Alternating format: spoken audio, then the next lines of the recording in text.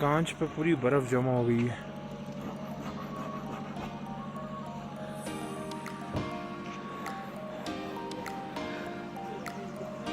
क्या ठंड रहेगी, देखो पूरे कांच पे बर्फ जमा हो गई।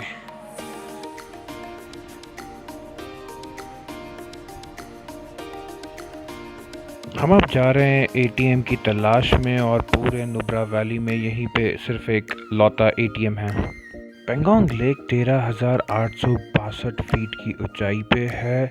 इसकी लंबाई 134 किलोमीटर की है और इसमें 5 जो सब लेक्स हैं वो हैं पेंगोंग तासो, तासो नायक, रम तासो, ट्विन लेक एंड नायक तासो।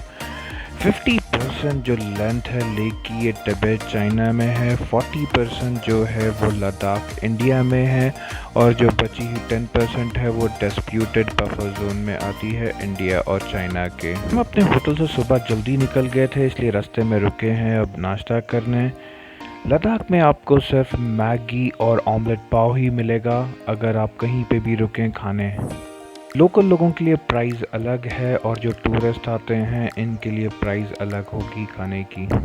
इनका टूरिस्ट सीज़न शुरू होता है मई से सितंबर तक, इसीलिए टूरिस्ट के लिए यहाँ खाना पीना थोड़ा महंगा है। नाश्ता करके हम फिर निकल पड़े हैं पेंगोंग लेक की तरफ। रास्ते में थोड़ी लैंडस्लाइड हुई है इसलिए रास्ता थोड़ा ख़राब है।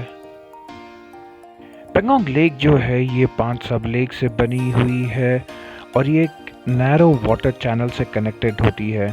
और जो पेंगोंग तासो है ये वेस्टर्न मोस्ट लेक लद्दाख में पाई जाएगी और जो एरिया तिब्बत के साइड है उसे तासो नायक कहा जाता है। उसके बाद जो छोटी लेक आती है उसे रम तासो कहा जाता है और जो रोहतक के पास है उसे नायक तासो कहा जाता है। किसी गाइड से पूछेंगे तो वो कहेंगे कि यहाँ कोई भी फिश या एक्वेटिक लाइफ नहीं है क्योंकि इसका पानी खारा है। यहाँ फिर से लैंडस्लाइड हुई है, बड़े संभल के जाना होगा, पत्थर ऊपर से कभी भी गिर सकते हैं। पेंगोंग जाने के लिए इनर लाइट परमिट की आवश्यकता होगी आपको क्योंकि ये लाइन ऑफ एक्चुअल कंट्रोल के पास है। इसे टूरिस्ट ऑफिस ले से इशू किया जाता है एक स्मॉल फीस पे करने के बाद। नुब्रा वैली से पेंगोंग जाते टाइम रास्ता बीच बीच में काफ़ी ख़राब है और काफ़ी संभल के आपको जाना होगा। 4 व्हीलर ठीक है लेकिन 2 व्हीलर वालों को बहुत संभल के जाना होगा।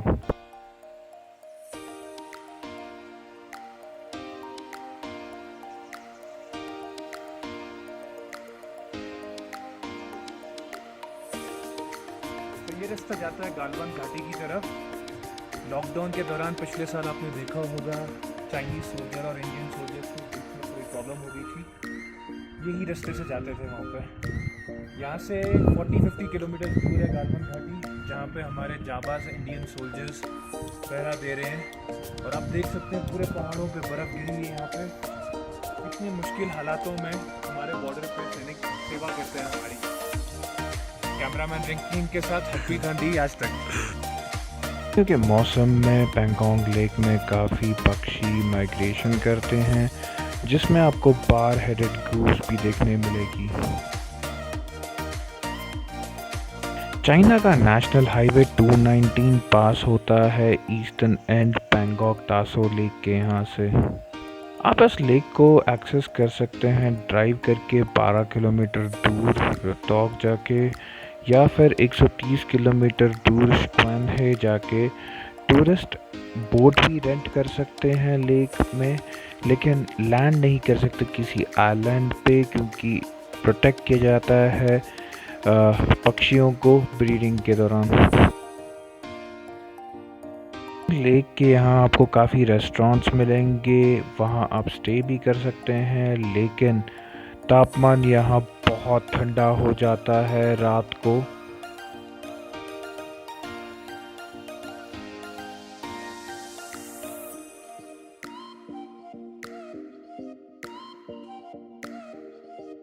हम अब 2 किलोमीटर दूर हैं पेंगोंग लेक से और यहाँ से आप दूर से पेंगोंग लेक देख सकते हैं। पेंगोंग तासो एक डिस्प्यूटेड टेरिटरी है क्योंकि ये लाइन ऑफ एक्चुअल कंट्रोल से पास होता है लेक के थ्रू और एक हिस्सा जो है लेक का अप्रॉक्सीमेटली 20 किलोमीटर ईस्ट, जो कि लाइन ऑफ एक्चुअल कंट्रोल से कंट्रोल होता है चाइना द्वारा, लेकिन ये हिस्सा इंडिया का है और कब्जा किया है चाइना ने। ईस्टर्न एंड है जो लेक का, वो तिब्बत में आता है और मिड 19th सेंचुरीज में Pangong Tso southern and Johnson line का था, जिसे अर्ली अटेम्प्ट डिमार्केशन हुई थी इंडिया चाइना के दौरान अक्साई चीन रीजन के यहाँ। अगस्त 2017 में इंडिया और चाइनीज फोर्सेस पेंगोंग लेक के यहाँ पत्थर फेंकते हुए पाए गए थे एक दूसरे पे। सितंबर 11, 2019 people liberation army troops confronted की थी इंडियन ट्रूप्स के दौरान नॉर्दर्न बैंक पेंगोंग लेक के यहाँ, और मई 5 और 6, 2020 में ये फेस टू फेस आ गए थे। 250 इंडियन सोल्जर्स और चाइनीज़ ट्रूप पेंगोंग लेक के यहाँ। 4 सोल्जर्स इंडिया के और 7 चाइना के जख्मी हुए थे इस दौरान। काफ़ी संख्या में यहाँ टूरिस्ट आते हैं। अक्टूबर और नवंबर के महीने में टूरिस्ट की संख्या कम होती जाती है। हमारे ठीक पीछे आप क्रिस्टल क्लियर पानी देख सकते हैं। दोपहर का समय है, फिर भी काफ़ी ठंड है।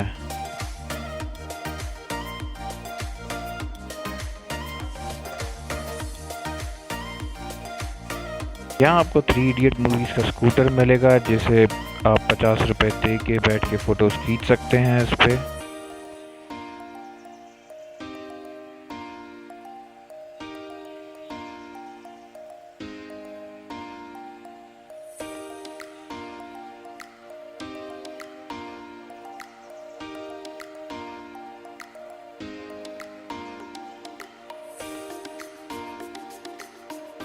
काफ़ी देर पेंगोंग लेक में समय बिताने के बाद अब हम निकल पड़े हैं आगे, और रास्ते में हमें यहाँ के लोकल जो गोट हैं वो दिखाई दिए, तो हम रुक गए इनके साथ खेलने। यहाँ के कोई भी जानवर आप देख लीजिए, चाहे वो बकरी हो, चाहे वो कुत्ते हो, सब फरी होते हैं, चाहे वो कैमल हो। रास्ते में स्नोफॉल हुई थी, इसलिए हम रुक गए स्नोफॉल के मज़े लेने। अब हम आगे चांगला पास होते हुए वापस लद्दाख जा रहे हैं।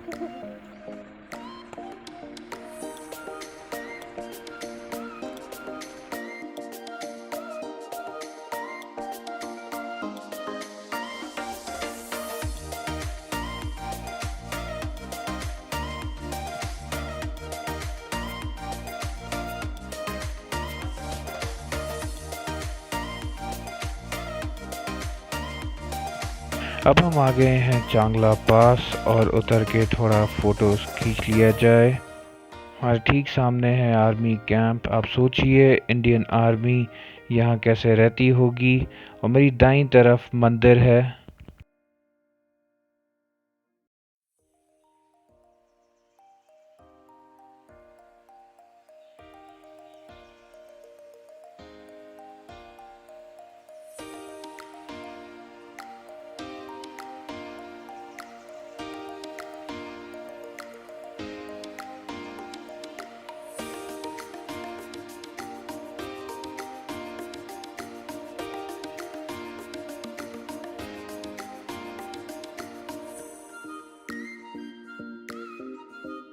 चांगला पास में यहाँ